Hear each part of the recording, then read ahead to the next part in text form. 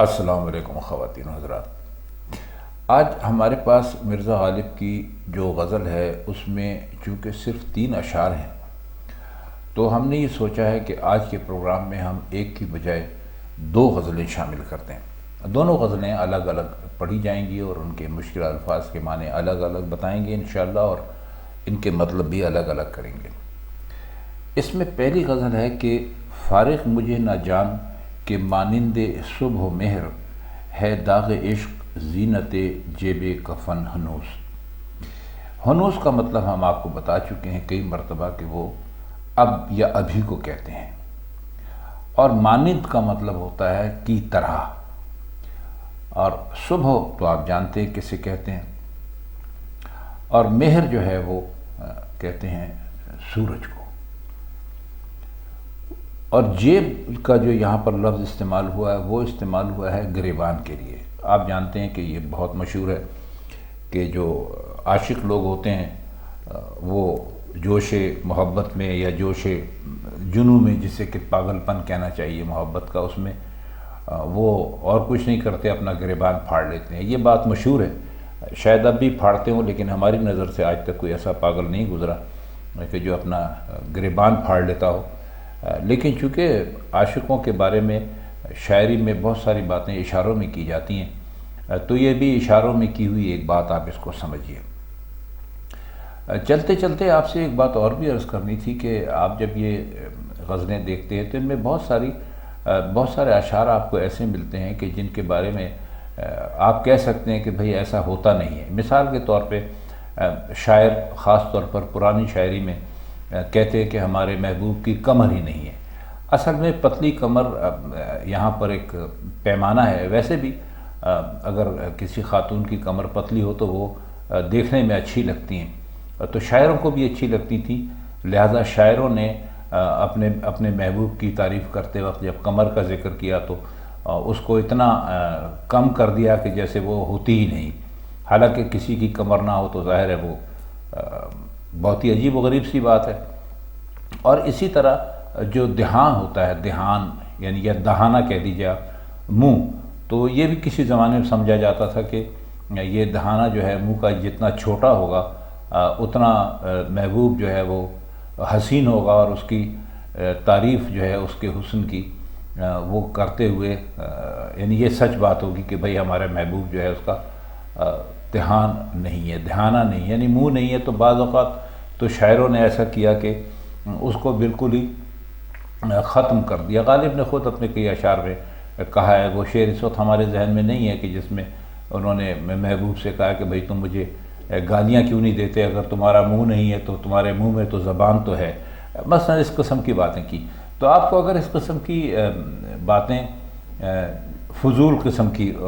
بعض لوگوں کے نزدیک شعروں میں نظر آئے تو آپ ان کو یہ سمجھ کے برداشت کر لیں کہ یہ شاعروں کے اپنے اشارے ہیں۔ بہرحال اب اس شعر کی طرف آتے ہیں۔ میں نے ذرا اس پر بات لمبی کر دی تو شاید شعر آپ کے ذہن سے نکل نہ جائے۔ فارغ مجھے نہ جان کے مانند صبح و مہر ہے داغ عشق زینت جیب کفن ہنوز۔ کہتی یہ ہے کہ میں مر جانے کے بعد بھی عشق کے معاملات سے فراغت نہ پا سکا، یعنی میں مرنے کے بعد بھی میں عشق کے بارے میں عشق کے حوالے سے وہی کام کرتا رہا جو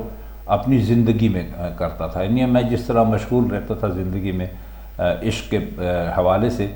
وہ مر جانے کے بعد بھی میری یہ جو مصروفیات ہیں یہ جاری ہیں۔ اور آپ نے صبح کو سورج نکلتے دیکھا ہوگا، جس طرح سورج کو صبح سے ایک خاص تعلق ہے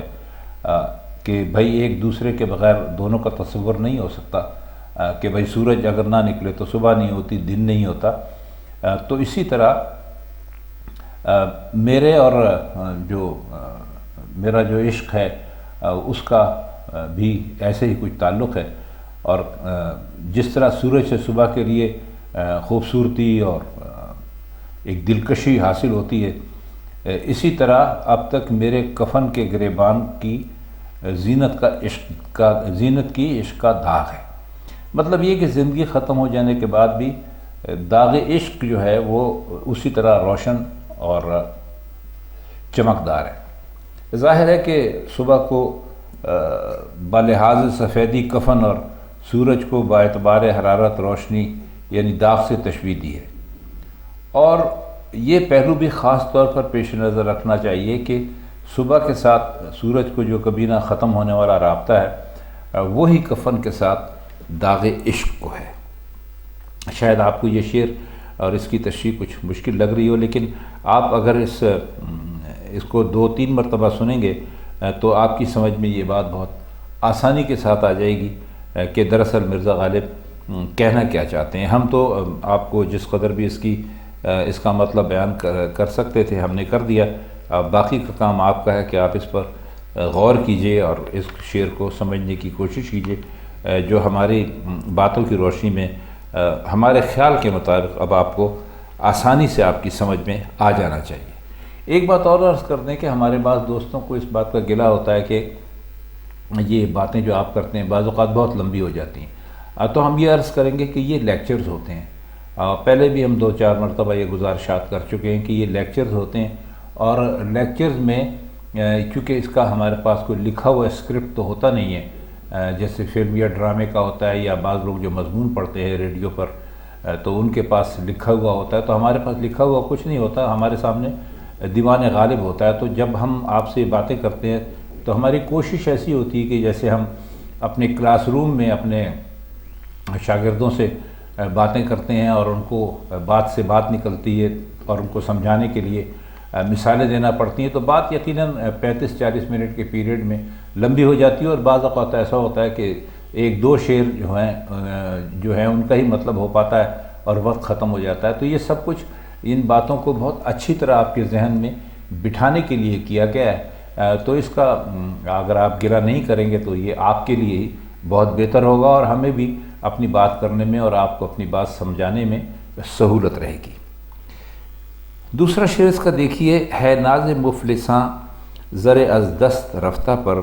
ہوں گل فروش شوخی داغ کہن ہنوز۔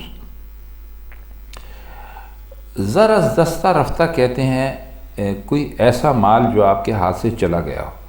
کوئی ایسی دولت جو کھو گئی ہو آپ سے۔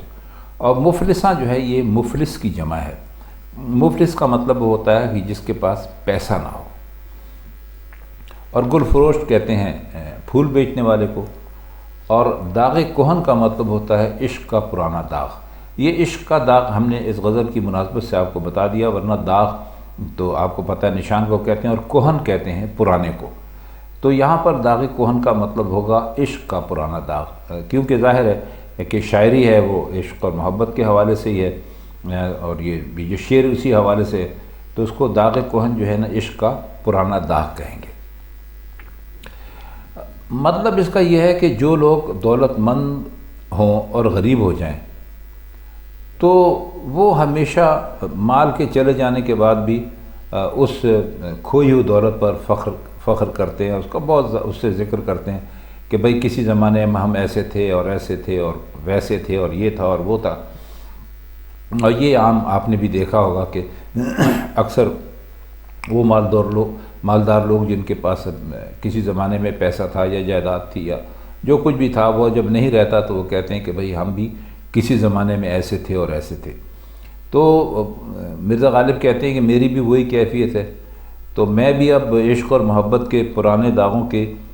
جو آب و تاب ہے اور جو چمک دمک ہے اس کے پھول بیچ رہا ہوں، یعنی میرا اب جو جتنا بھی ناز اور فخر ہے وہ بھی محبت کے پرانے داغوں کے حوالے سے۔ دیکھیے یہاں پر ان کا کمال یہ ہے کہ ہاتھ سے گئے ہوئے مال کی مثال سامنے رکھتے ہوئے داغ کہن کو گل فروشی نہیں کہا، بلکہ شوخی داغ کہن کو گل فروشی کہا، یعنی محبت کے داغ پھولوں کی صورت میں نہیں بیچتے بلکہ ان کی شوخی بیچ رہے ہیں، کیونکہ داغ تو ذرا دست رفتہ ہو گئے، مطلب وہ ہاتھ سے نکل چکے ہیں، لیکن ان کی شوخی ابھی تک برقرار ہے، جس کا کہ ذکر انہوں نے اپنے اس شعر میں کیا ہے۔ اس غزل کا آخری شعر ہے کہ میں خانہ جگر میں یہاں خاک بھی نہیں، خمیازہ کھینچے ہے بتے بیداد فن ہنوز۔ خمیازہ کھینچنے کا مطلب ہوتا ہے انگڑائیاں لینا، اور بت بیداد فن کہتے ہیں وہ محبوب جس کا عام طریقہ اور شیوہ اور رویہ ایسا ہو کہ وہ ظلم کرتا ہو، اور اتنا ظلم کرتا ہو کہ اس میں بہت مہارت حاصل کر لی ہو، اور خواب بھی نہیں۔ اس کے ایک معنی تو عام ہیں، دوسرے معنی محاورے جیسے ہیں، لیکن یہاں پر بہت اچھی طرح سے انہوں نے ان کو استعمال کیا ہے۔ تو کہتے یہ ہیں کہ میرے جگر کے شراب خانے میں خون کی شراب تو رہی ایک طرف، مٹی بھی موجود نہیں، یا یہ سمجھ لیجئے کہ کچھ بھی نہیں ہے۔ اس کا نتیجہ یہ ہے کہ میرا ظالم اور ستمگر محبوب انگڑائیاں لے رہا ہے اور اس پر خمار طاری ہے، ایک نشہ سا طاری ہے، کیونکہ میرے جگر کے مے خانے سے خون کی شراب پینے کی اس کو عادت تھی۔ اب وہاں کچھ نہیں رہا تو اس پر نشے کے اتار کی حالت طاری ہو گئی ہے۔ اچھا خواتین حضرات، یہ سمجھ لیجئے کہ ہمیں خود تو شراب پینے کا کبھی تجربہ نہیں ہوا، لیکن ہم نے سنا ہے، پڑھا ہے اور لوگوں کو دیکھا ہے کہ جب ان کا نشہ ٹوٹنے لگتا ہے تو وہ انگڑائیاں لینے لگتے ہیں، اور ایک مرتبہ پھر ان کا نشہ پورا ہو جائے وہ پھر شراب پینے، تو ان کی جو کیفیت ہے، ان کی حالت ہے، وہ بہتر ہو جاتی ہے، یعنی وہ ایک جس عام حالت میں ہوتے ہیں اس حالت میں آ جاتے ہیں۔ تو وہ یہی کہہ رہے ہیں کہ میں، کیونکہ میرے پاس تو اب اس محبوب کے عشق میں اپنا جگر جلا کر اور اپنے جگر کے سارے جو خون تھا وہ تو میں آنسوؤں کی صورت میں رو چکا ہوں، اب میرے جگر میں کچھ بھی نہیں ہے۔ تو اب یہی ہے کہ بس میرا محبوب، چونکہ اس کو میرے خون جگر پینے کی عادت تھی، تو اب وہ عادت پوری نہیں ہو پاتی اور اس کا نشہ ٹوٹ رہا ہے، تو وہ بس وہ انگڑائیاں لے رہا ہے۔ اب وہاں پر کچھ بھی نہیں ہے تو اس پر ایک طرح سے نشے کی اتار کی حالت طاری ہو گئی ہے، یعنی اس کو اب خون چاہیے، میرے خون کی شراب چاہیے جو کہ نہیں مل رہی ہے، تو اب وہ انگڑائیاں دے رہا ہے۔ صاف مطلب یہ ہے کہ میرا محبوب جس ظلم اور ستم کا عادی ہے اس کا پورا ہونا تو اب مشکل ہے، کیونکہ اب مجھ میں اتنی طاقت ہی نہیں رہی کہ ظلم و ستم کا ساتھ دے سکوں، اور میری تو سب طاقت ختم ہو گئی ہے۔ لیکن اس کے باوجود اس کا جو ظلم کرنے کا جوش ہے اس میں ابھی تک کوئی کمی نہیں آئی۔ تو خواتین حضرات، یہ تھی پہلی غزل، اور اب ہم اس کی جو اسی پروگرام میں ہم دوسری غزل بھی شامل کر رہے ہیں، تو وہ بھی آپ کی خدمت میں پیش کر دیتے ہیں۔ ویڈیو قدر لمبی ہو جائے گی، لیکن چونکہ ہمیں بہت سارا کلام غالب جو ہے وہ اس کو شامل کرنا ہے ان پروگراموں میں، تو ایک تو اس لیے، دوسرے آپ سے عرض کیا تھا کہ یہ جو پہلی غزل ہم نے آپ کو بتائی ہے یہ کافی مختصر تھی، تو اب ہم دوسری غزل کی طرف آتے ہیں۔ حریف مطلب مشکل نہیں فسون نیاز، دعا قبول ہو یارب کہ عمر خضر دراز۔ حریف کہتے ہیں حل کرنے والا، مدد دینے والا، آپ کے کسی کام میں آپ کا معاون، اور مطلب جو مشکل ہے اس کا مطلب ہوگا کوئی مشکل کام۔ اور فسون نیاز کہتے ہیں عجز و نیاز کا منتر۔ آپ کو یہ ذرا تھوڑا مشکل لگ رہا ہوگا، فسون تو ویسے کہتے ہیں جادو کو، اور عجز و نیاز کہتے ہیں عاجزی کو۔ منتر کا مطلب یہ ہے کہ اگر آپ کسی کے سامنے بہت ہی انکساری سے اور بہت ہی نرمی سے اور بہت ہی رحم دلی سے اور عاجزی کے ساتھ پیش آئیں گے تو اس آدمی پر وہ ایک منتر یا ایک جادو کی طرح کام کرے گا، یعنی وہ آپ سے بہت اچھا ہو جائے گا اس آدمی کے مقابلے میں جو اپنی اکڑ میں رہتا ہو۔ تو اس کو انہوں نے اس قسم کا جو رویہ ہوتا ہے جو انسان دوسروں کے ساتھ رکھتے ہیں، اس میں انہوں نے بتایا ہے کہ جو اگر آپ کو یہ جادو حاصل کرنا ہے کہ دوسرے پر آپ کی بات کا اثر ہو اور دوسرا آپ کی بات تسلیم کرے اور آپ کو اچھا آدمی سمجھے، تو آپ ہمیشہ عجز و انکساری کا رویہ رکھا کریں لوگوں کے ساتھ، تو آپ کے ساتھ لوگ بہت اچھی طرح پیش آئیں گے۔ تو فسون نیاز کا مطلب یہاں پر انہوں نے یہ لیا ہے۔ اچھا، عمر خضر دراز کا مطلب ہے خضر کی عمر لمبی ہو۔ یہ محاورہ اصل میں ایسے موقعوں پر بولتے ہیں جب کوئی چیز پہلے سے ہی موجود ہو، تو اس کے لیے بولتے ہیں۔ اب اس شعر کا جو مطلب ہے وہ کافی دلچسپ ہے۔ شعر سے ظاہر ہے کہ شاعر کے نزدیک عجز و نیاز کے سوا مقصد حاصل کرنے کی کوئی صورت نہیں، یعنی وہ سمجھتا ہے کہ اگر میں عجز و نیاز کے علاوہ، یعنی اس انکساری کے علاوہ اور اس لوگوں کے سامنے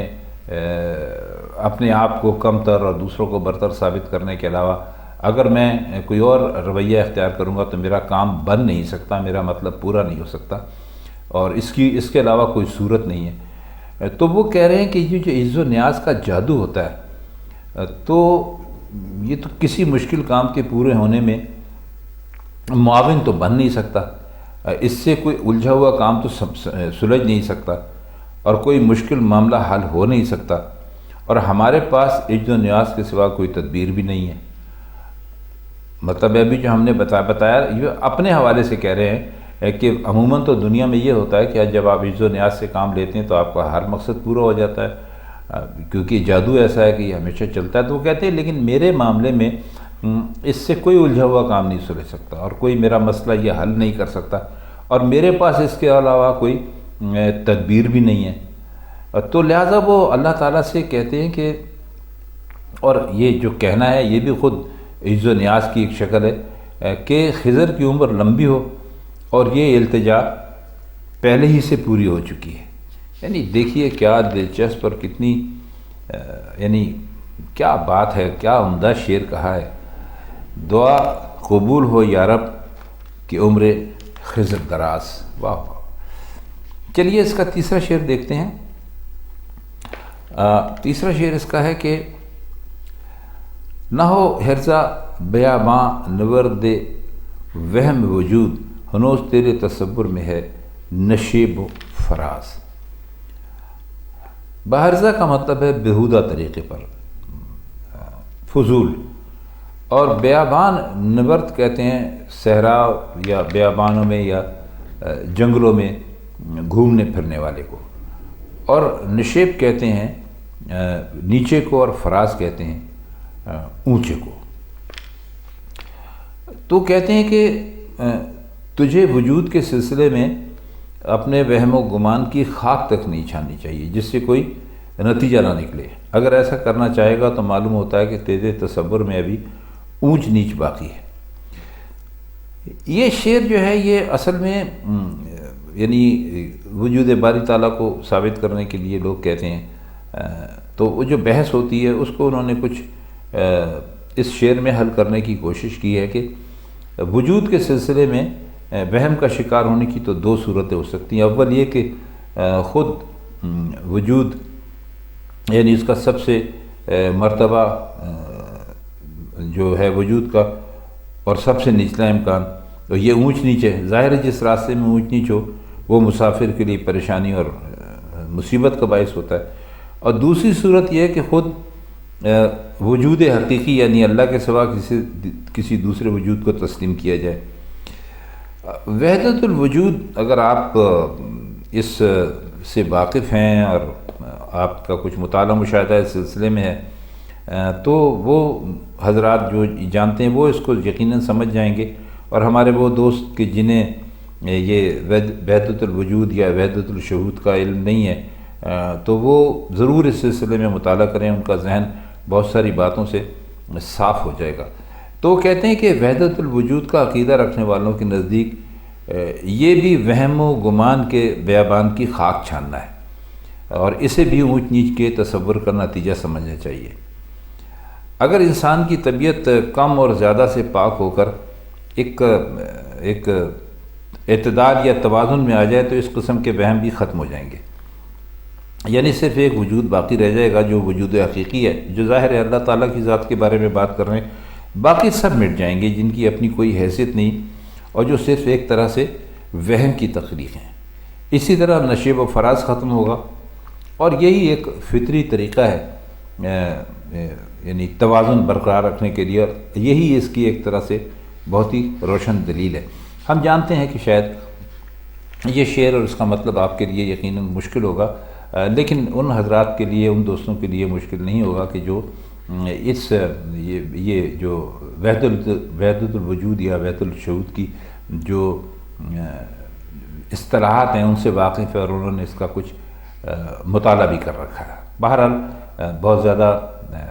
ایسا مشکل بھی نہیں ہے، لیکن اگر آپ تھوڑی سی کوشش کریں گے اور اس کو سمجھنا چاہیں گے اور 2-4 مرتبہ اس کو سنیں گے تو یقیناً یہ شعر آپ کی سمجھ میں آ جائے گا۔ اگلا شعر دیکھیے کہ وصال جلوہ تماشا ہے پر دماغ کہاں، کہ دیجیے آئینہ انتظار کو پرواز۔ اب اس میں جو مشکل لفظ ہے وہ ہے جلوہ تماشا۔ جلوہ تماشا کا مطلب ہوتا ہے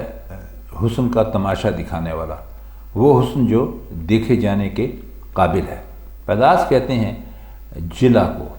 چمک کو تیز کرنے کو، یا کسی چیز کو بہت سجا سنوار کر پیش کرنے کو۔ تو وہ کہتے ہیں کہ یقیناً ہمارے محبوب کا وصال جو ہے وہ حسن کے جلوے دکھانے والا ہے، یعنی جب اس کے ساتھ ہمارا وصال ہوگا، ہماری ملاقات ہوگی، تو ہمیں اس کے حسن سے پوری طرح فیض ملے گا، پوری طرح فائدہ اٹھانے کا پورا موقع ملے گا۔ یہ ٹھیک ہے، لیکن ہماری طبیعت یہ کب برداشت کرتی ہے کہ انتظار کے آئینے کو ہم تیز کرتے رہیں اور جلا دیتے رہیں؟ مطلب یہ کہ وصال کتنا ہی زیادہ محبوب ہو اور کتنی زیادہ محبوبیتوں کا مرکز ہو، مگر ہم میں اتنی ہمت نہیں ہے کہ حد درجہ لمبی مدت تک اس کا انتظار کرتے رہیں۔ آئیے اگلا شعر دیکھیے کہ ہر ایک ذرہ عاشق ہے آفتاب پرست، گئی نہ خاک ہوئے پر ہوائے جلوائے ناز۔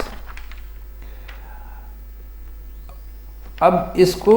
جو آفتاب پرست ہے اس کا مطلب ہوگا سورج کو پوجنے والا۔ وہ لوگ جو سورج کو پوجتے ہیں وہ اس کے لیے انہوں نے کہا ہے۔ اور جلوہ ناز، محبوب کا جو جلوہ ہے، اس کا جو دیدار ہے، تو کہتے ہیں کہ عاشق کی خاک کا ذرہ ذرہ بدستور سورج کو پوج رہا ہے۔ دیکھیے خاک ہونے اور مر جانے پر بھی جلوہ ناز کا شوق ختم نہیں ہوا، اور ذرے کے آفتاب پرست ہونے کا مطلب یہ ہے کہ ہر ذرہ وجود حقیقی کی طرف اشارہ کرتا ہے اور اسی سے چمک دمک حاصل کرتا ہے اور اسی میں مل جانے کا آرزو مند ہے۔ آخری شعر دیکھیے کہ نہ پوچھ وسعت میخانہ جنوں غالب، جہاں یہ کاسہ گردوں ہے ایک خاک انداز۔ کاسہ گردوں کا مطلب ہے آسمان کا کاسہ یا آسمان کا پیالہ، اور خاک انداز وہ برتن جس میں فرش کی صفائی کے بعد کوڑا کرکٹ ڈال کر باہر پھینکتے ہیں۔ آج کل اس کو ڈسٹ بن کہا جاتا ہے۔ اس قسم کی اب چونکہ اردو لوگوں نے سمجھنے ہی چھوڑ دی ہے اور ان کے خیال میں ایسے الفاظ اردو میں موجود ہی نہیں ہیں۔ حالانکہ دیکھیے ہم نے آپ کو کتنا بھی خوبصورت لفظ بتایا کہ آپ ڈسٹ بن کی جگہ خاک انداز بھی استعمال کر سکتے ہیں۔ وسعت کہتے ہیں بہت لمبائی چوڑائی کو کسی چیز کی، اور وسعت میخانہ جنوں کا مطلب ہے کہ جو عشق کا جو جنون ہے اس کا بڑا ہونا۔ تو کہہ رہے ہیں کہ اے غالب، جنون کی شراب خانے کی وسعت اور کشادگی کا حال بس کچھ مت پوچھو، بس اتنا سمجھ لو کہ یہ ایک آسمان ہے، اور آسمان آپ جانتے ہیں کہ ایک جو اس کے سرے ہوتے ہیں، جو اس کے افق ہوتے ہیں، وہاں پر وہ آپ کو ڈھلکا ہوا نظر آتا ہے جیسے کوئی برتن بنا ہوا ہوتا ہے ویسا۔ تو یہ کہتے ہیں کہ وہ ایک ساغر نما ظرف ہے، ظرف یعنی برتن ہے، اور اس میخانے میں صرف اتنی حیثیت ہے کہ اس میں کوڑا کرکٹ ڈال کر باہر پھینک دیتے ہیں۔ اب غور فرمائیے کہ جس میخانہ جنوں میں آسمان کو خاک انداز کی یعنی کوڑے دان کی حیثیت ہے، تو اس کی وسعت کا اندازہ کون کر سکتا ہے؟ یعنی جو میخانہ جنوں ہے اس کے مقابلے میں آسمان کو انہوں نے بس وہ ایک معمولی سا برتن جس میں کوڑا ڈال کے پھینک دیتے ہیں وہ قرار دیا ہے۔ اور آسمان کو اس اعتبار سے بھی خاک انداز کہنا موضوع ہے کہ جو زمین جو سراپا خاک ہے ظاہر ہے اسی کے ظرف میں پڑی ہوئی معلوم ہوتی ہے، یعنی وہ اس لیے بھی وہ کہتے ہیں کہ درست ہے ہمارا شعر میں اس بات کو اس لیے کہنا کہ آسمان کو اگر ایک پیالہ سمجھ لیں اور زمین کو اگر کوڑا کرکٹ سمجھ لیں تو وہ اس پیالے میں پڑا ہوا کوڑا کرکٹ ہے۔ تو خواتین حضرات، ویڈیو کچھ لمبی ہو گئی اور ہم نے آج اس پروگرام میں ایک کی بجائے 2 چھوٹی چھوٹی غزلیں شامل کیں، تو امید ہے کہ اب آپ جب یہ غزلیں پڑھیں گے تو اور جو ہم نے مطالب بیان کرنے کی کوشش کی ہے یا مشکل لفظوں کے جو معنی یہاں کیے ہیں، تو آپ کی سمجھ میں یہ غزلیں بہت اچھی طرح آ جائیں گی۔ تو بس آج کے لیے اتنا ہی، اب ہمیں اجازت دیجیے، مرزا غالب کی کسی اور غزل کے ساتھ کسی اور محفل میں آپ سے پھر ملاقات ہوگی، تب تک کے لیے خدا حافظ۔